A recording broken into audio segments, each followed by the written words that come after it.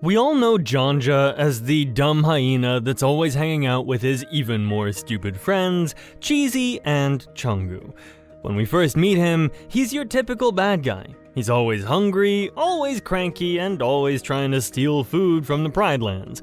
And when Scar returns in his fiery spirit, Janja's clan become dedicated followers. They blindly follow Scar's old ways, and he's pretty proud of it. And I don't really blame him for that, because the Outlands weren't really paradise. There was barely any food, hardly any water, and basically just rocks everywhere. When you grow up like that, it's no wonder Janja thinks the only way to survive is by taking what you want and not caring about anyone else. So, when Scar gave him the idea that they would take over the Pride Lands with his help, Janja didn't need much convincing. He stuck with Scar for quite some time, but eventually he began to see that the animals, just like Jasiri for example, who were working with the guard instead of against them, seemed way happier than he and his clan were. Jasiri's words and cute little smile, as Janja describes, started to switch something inside of him. Eventually, Scar tries to betray him, and Janja is done. He goes to Jasiri and decides to stick with her from now on. But was it really only because Scar betrayed him and didn't treat him and his hyenas right? Or could there be a deeper reason Janja switched sides? Well, I really think there is, and this all starts with Jasiri. She's a totally different kind of hyena. She lives in the same awful Outlands, but somehow doesn't turn into a jerk. She respects the circle of life, she takes care of her clan, and she even makes friends with Kion, a lion. When we first see her, she's doing just fine without raiding the Pride Lands. That's gotta make Janja wonder, right? Of course, Janja hates Jasiri at first. He calls her the worst hyena we know, while still admitting she had a cute little smile, and is always trying to kick her out of his territory. He thinks she's a sellout for being friends with lions and following all those circle of life rules, but here's the thing. What if he's actually jealous?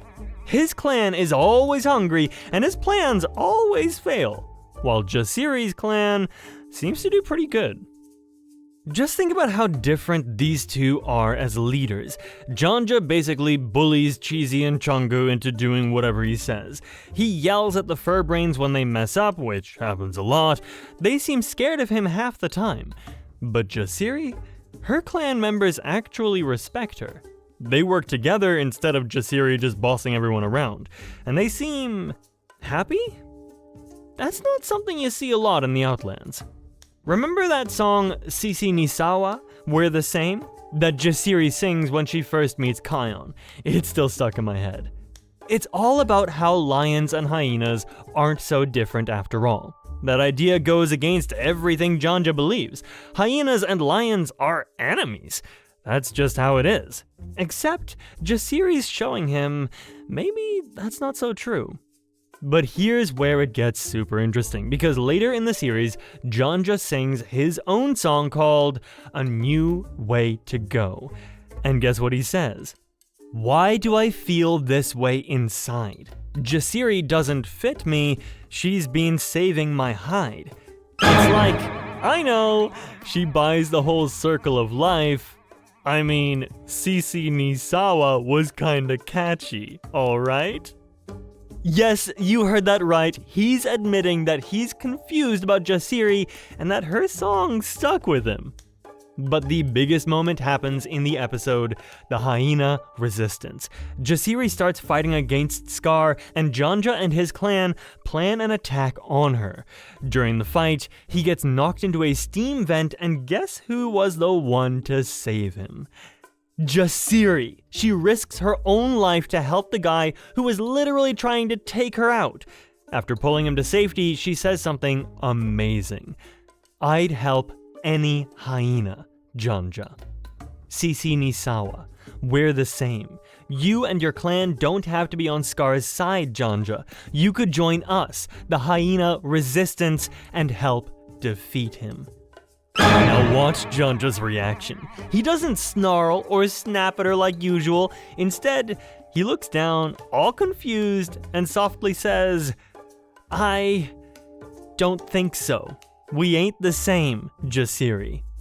Then he runs off. That doesn't sound like the confident bully we're used to. Something inside him has changed, and that is probably where his feelings for her really started.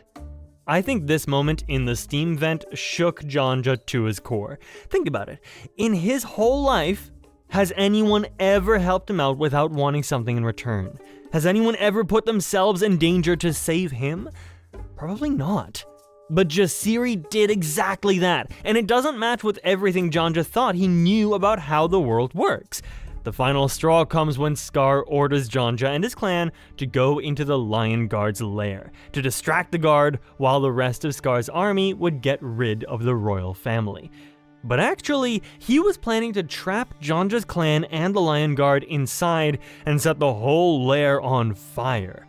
When Janja realizes what's happening, it was already too late. He was the only one to get out of the lair in time and then realizes that they had been double-crossed. Now, here is the interesting part. He could have just gone to Simba and Nala. They would have done anything to get Kion out of there, but the first one to come to his mind was Jasiri. He knew he could trust her. When he finds her, he admits the truth. Scar don't care about us hyenas. He also admits that her words, Sisini Sawa, stuck in his mind, and that she was right all along. Jasiri immediately takes charge of the situation, and Janja, who's always wanted to be the boss, simply says, "Whatever you say, Jasiri." That's huge for someone like Janja. Janja's whole identity has been about being in charge, being the boss, calling the shots. For him to willingly hand over leadership to someone else, especially someone he's seen as a rival for so long, that's not just a small change. After the battle, we see Janja with his buddies Cheezi and Chungu talking about how nice it is to be on the Pridelanders' side. Everyone's so happy, they say. This isn't just relief at not being cooked alive, this is Janja finally seeing that Jasiri's way actually works better and falling in love with her even more. But it doesn't even stop there. Later, Janja goes with Jasiri on a very long journey to the Tree of Life to warn Kion about Zero's return. This shows us that he truly cares for Jasiri and the Pridelanders now, since he would never have done that if he still had the every hyena for themselves mindset. Even though the show doesn't show us that much of their love story, I think it's pretty clear that Janja has feelings for Jasiri by now. Just listen to the tone of his voice when he sings about her. There's definitely some feelings there, even if he can't quite figure out what they are. Do you remember the way he looked at her at the Tree of Life?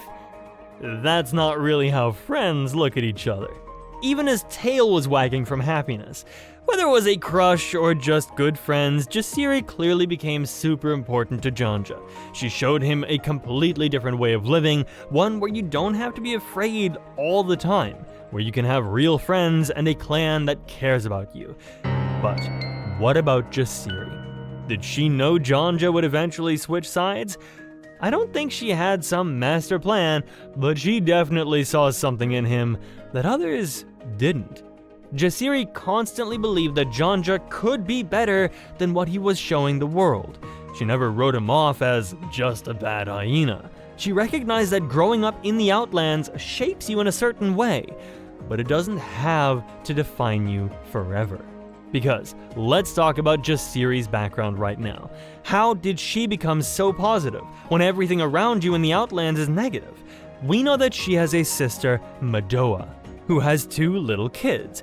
But further than that, Disney doesn't show us much from her background. So, what could have happened to her parents?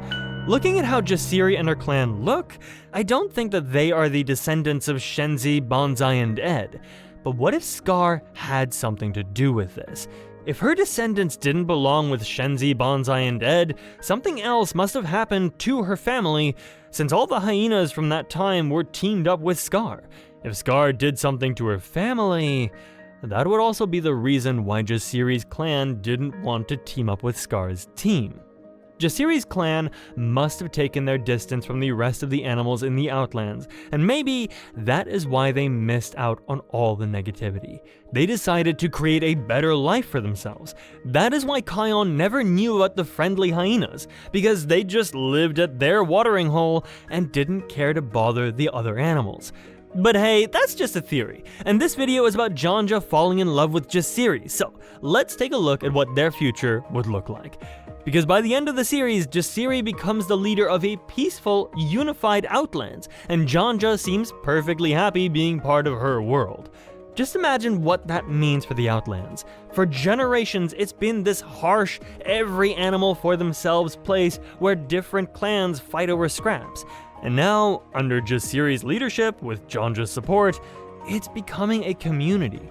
They're working together instead of against each other. They're finding better ways to live rather than just raiding and fighting all the time.